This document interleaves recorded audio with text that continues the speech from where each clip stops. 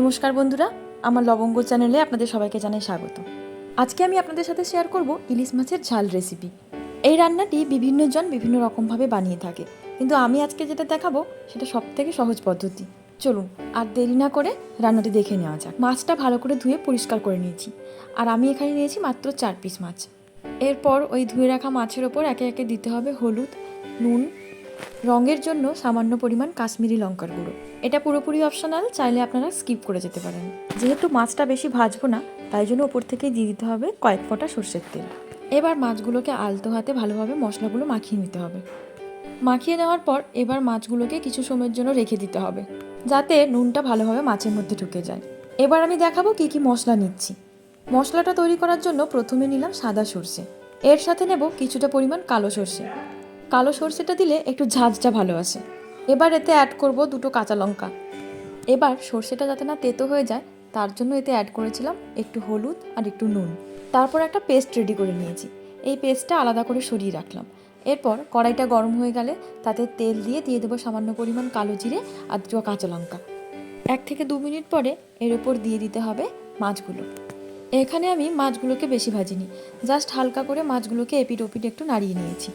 ইলিশ মাছকে যদি বেশি ভেজে নিয়ে তারপর রান্না করা হয়, তাহলে ইলিশ মাছের আসল গন্ধটাই নষ্ট হয়ে যায়।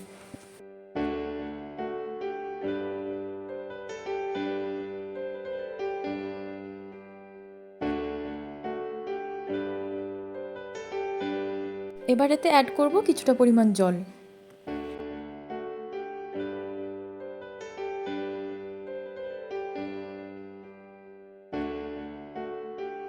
একদম কম আঁচে রেখে এটাকে কিছুক্ষণের জন্য ঢাকা চাপা দিয়ে রাখতে হবে। এরপর ঢাকাটা সরিয়ে নিয়ে এতে অ্যাড করব আগে থেকে বানিয়ে রাখা মিশ্রণটি। ঝালটা আমি একটু কমই ব্যবহার করেছি, চাইলে আপনারা একটু বেশি ঝালও দিতে পারেন।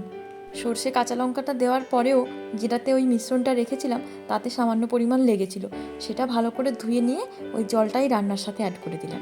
এবার খুন্তির সাহায্যে আলতো হাতে হালকা হালকা করে ঝোলটা পুরো নাড়িয়ে নিতে হবে, যাতে পুরো মশলাটা চারদিকে সমানভাবেই যায়।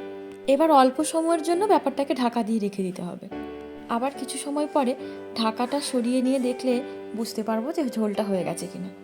ঝোলটার কালার এবং গন্ধ দুটো দেখলেই বুঝতে পারবেন ঝোলটা সুন্দরভাবে তৈরি হয়ে গেছে। আর সময় নষ্ট না করে একটা প্লেটে সুন্দরভাবে সার্ভ করে নিজের জন্য এবং বাকি সবার জন্য পরিবেশন করতে পারেন। গরম ভাতের সাথে যদি এটা পরিবেশন করা যায় তাহলে দুর্দান্ত লাগবে। আমি রেসিপিটি অত্যন্ত সহজভাবে দেখিয়েছি, যদি ভালো লাগে তাহলে নিশ্চয়ই কমেন্ট করবেন।